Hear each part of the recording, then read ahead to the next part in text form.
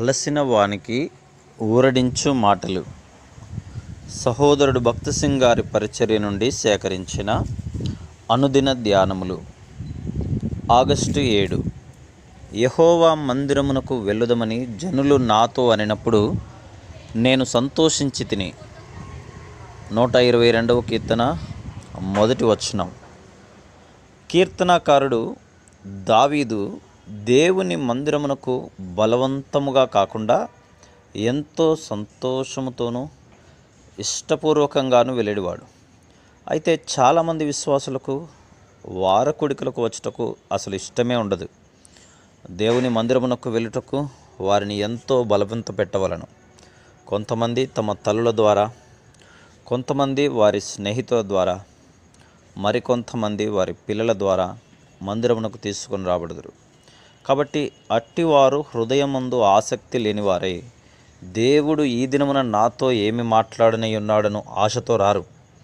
కనుక చాలా ఆశీర్వాదములు పోగొట్టుకుందరు. ఒకవేళ అట్టివారు సంతోషంగా దేవునింటికి వచ్చినలా శ్రేష్టమైన ఆశీర్వాదములు పొందుదురు. కొంతమంది కేవలం హాజరు కొరకు మాత్రమే దేవునింటికి వచ్చెదరు. లేదా ఎవరైనా బలవంత పెట్టిన యెడల చివరి వరుసలో స్థలమును ఆక్రమించుకొనుటలో సంతృప్తి చెందుదురు. ఎందుచేతననగా వారికిష్టమైనప్పుడు బయటికి వెళ్ళిపోవుటకు అనుకూలంగా ఉండును. కానీ నీవు దేవుని ఇంటి పట్ల ఆశ కలిగి నేరుగా లోపలికి వెళ్ళి నీ సంపూర్ణ భాగమును పొందిన యెడల ఎంతో ఆనందమును శక్తిని పొందుదువు మరియు ఆత్మీయంగా ఎదుగుదువు. ఆశతో దేవుని ఇంటికి వచ్చినప్పుడు మనం దేవుని సింహాసనం యొక్క అధికారము క్రిందకు వచ్చు అనుభవమును పొందుదుము. 122వ కీర్తన 5వ వచనం. మనమందరము కలిసి ప్రార్థించినప్పుడు సాతానుని వాడి శక్తిని బంధించే దేవుని అధికారమును కోరుకొనగలము. మనము ఒంటరిగా ఇట్టి అధికారమును పొందలేము. ఇట్టి శక్తి సంఘమునకు మాత్రమే ఇవ్వబడింది. ఇంకా దేవుని ఇంటికి వచ్చుట ద్వారా మన జీవితములలో నెమ్మది మరియు మన మార్గములలో వృద్ధి కలుగును.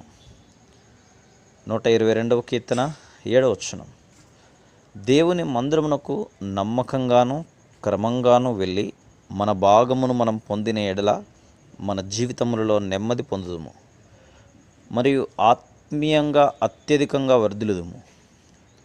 దేవుని ఇంటిలో ఆయన సౌందర్యమును నిత్యము చూచుటకు, దేవుని ప్రజలతో దేవుని ఇంటిలో మన సమయమును గడుపుటకు ప్రభువు మనకు భారమును అనుగ్రహించునుగాక. Praise the lord.